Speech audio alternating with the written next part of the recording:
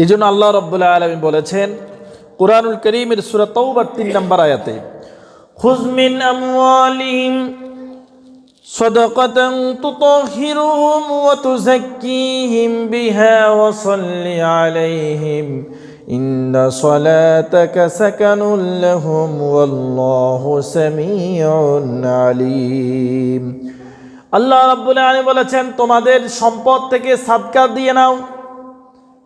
তোমাদের সম্পদ যাদের উপরে যাকাত আল্লাহ রাব্বুল আলামিন ফরজ করেছেন তাদের থেকে যাকাত আদায় করে নাও।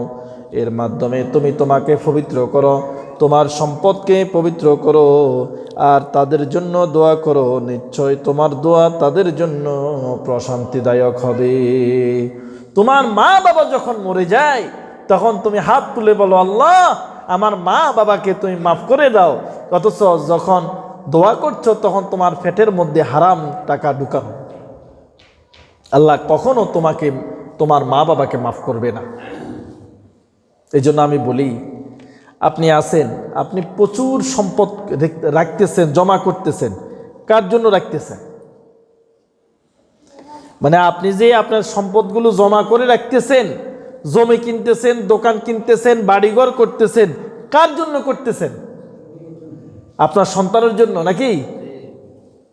আপনার সন্তানের জন্য। কিন্তু আপনার কি দৃঢ় বিশ্বাস হয় যে আপনার মারা যাওয়ার পরে 4 দিন একটা খানা খাওয়াই যে আপনার ছেলে শেষ করবে, এরপরে যে আপনার জন্য কিছু দান করিবে? এটা মনে হয় আপনার জন্য কাছে? না, পৃথিবী তো সহজ না এখন। এই জন্য নিজে যা ইনকাম করেন সেখান থেকে 1/3, 3 ভাগের 1 ভাগ পর্যন্ত দান করা যায়। 3 ভাগের সন্তানকে পড়ালেখা করে মানুষ করে দেন, সে তার সম্পদ তৈরি করবে। আপনি ছেলেটারে একটা সম্পদ বানাই দেন, যে আমার ছেলেটাই একটা সম্পদ, তাকে পড়ালেখা করাইছি, তাকে ব্যবসা ধরাই দিছি, তাকে বিয়ে শাদী করাইছি, এটাই আপনার দায়িত্ব ছিল, এতটুকু করেন। আপনার ছেলেটা যাতে ভিক্ষা করতে না হয় সেই ব্যবস্থা করে দেন। কিন্তু ছেলেটাকে সম্পদের পাহাড় বানাই দিয়েন না। এর ছেলেটাকে সম্পদের পাহাড় বানাই দেওয়ার কারণে এই সন্তানটা মদ খাবে, গাঁজা খাবে, জুয়া খেলবে, যাকাত তো দিবেই না। আপনার সম্পদ আপনি যা ইনকাম করছেন তার থেকে 1/3, 3 ভাগের 1 ভাগ আল্লাহর পথে দান করে যান। আপনার কাছে দান চাইতে গেলে কি কষ্ট লাগে, অথচ আল্লাহ সুবহানাহু ওয়া তাআলা বলছেন যে তুমি যা দান করছো আমি তো তোমাকে তার চেয়ে বাড়াই দিচ্ছি। আপনি দেখতে পাইতেছেন না। আপনার কাছে মনে হয় ইয়ামহাকুল্লাহু রিবা ওয়া ইউরবিস সাদাকাত। আপনার কাছে মনে হয় যে সুদ যখন খাই দানের উপর টাকা লাগা না? আমার সমাজে মনে হয় নাই, আছে নাকি? আবার টিয়া দিয়ে টিয়া লাগায়। দেখা যায় যে শুধু টাকা আসতেছে, শুধু টাকা কি বাড়তেছে, এটা চোখে দেখা যায়। কিন্তু আল্লাহর পথে দান করলে তো কমে যায়, দেখা যায় না। কিন্তু আপনি দেখবেন কেমনে? আপনি যখন আল্লাহর পথে দান করেছেন তখন আল্লাহ আপনাকে সেই ফসল দিয়েছে জমির মাধ্যমে।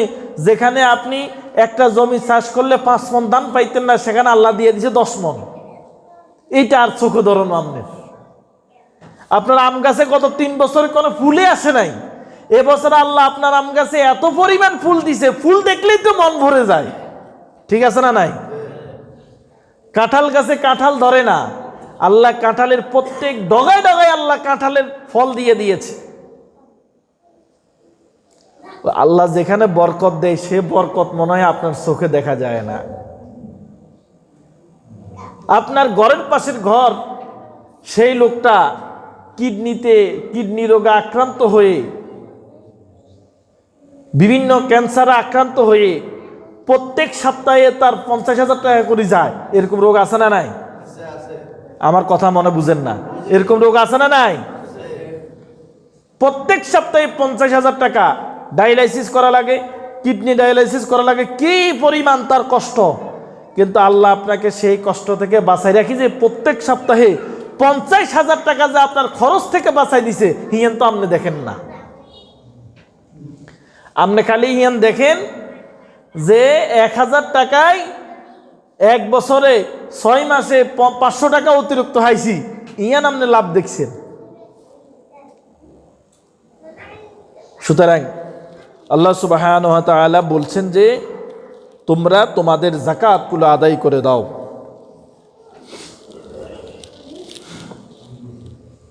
এবার আসেন সূরা হামিম আস-সাজদার 6 থেকে 7 নম্বর আয়াত। আল্লাহ সুবহানাহু ওয়া তাআলা বলছেন, কত কি পরিমাণ আল্লাহ হুমকি দিচ্ছেন শুনেন।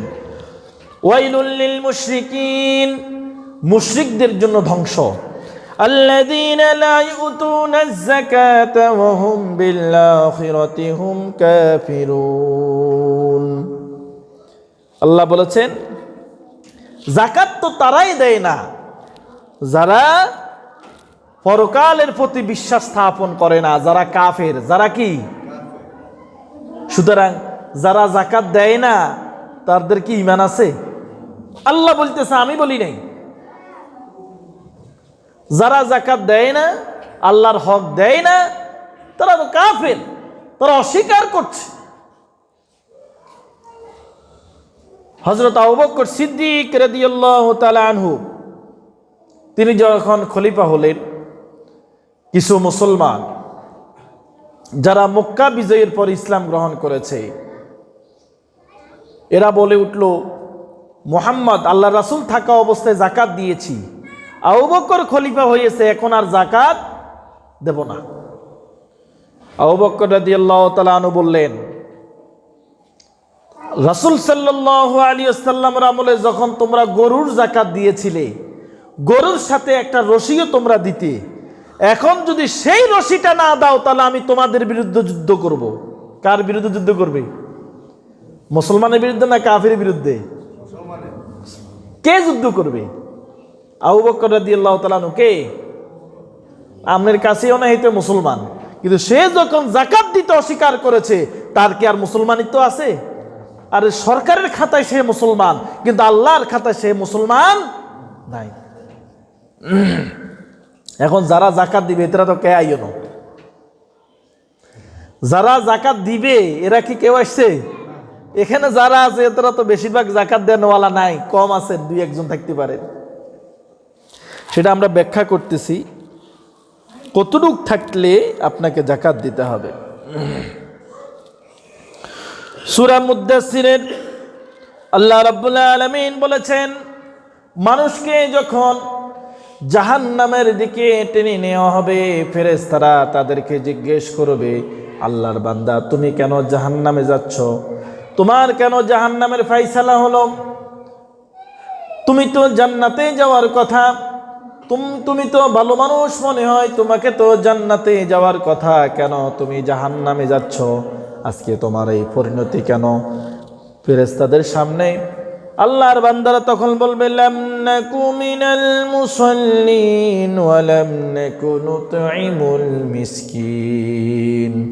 ফেরেশতারা বলবে, আল্লাহর ফেরেশতাদেরকে বলবে, আল্লাহর ফেরেশতারা তোমরা শোনো, আমরা ঠিকমতো নামাজ আদায় করতাম না। ঠিকমতো কি আদায় করতাম না? নামাজ আদায় করতাম না। ওয়া লাম নাকু নুতঈমুল মিসকিন, আর আমরা মিসকিনদেরকে খানা খাওয়াইতাম না। মিসকিনদেরকে খাওয়াইতাম না আর নামাজ আদায় করতাম না, এই জন্য আল্লাহ আমাদেরকে আজকে জাহান্নামে পাঠাচ্ছে।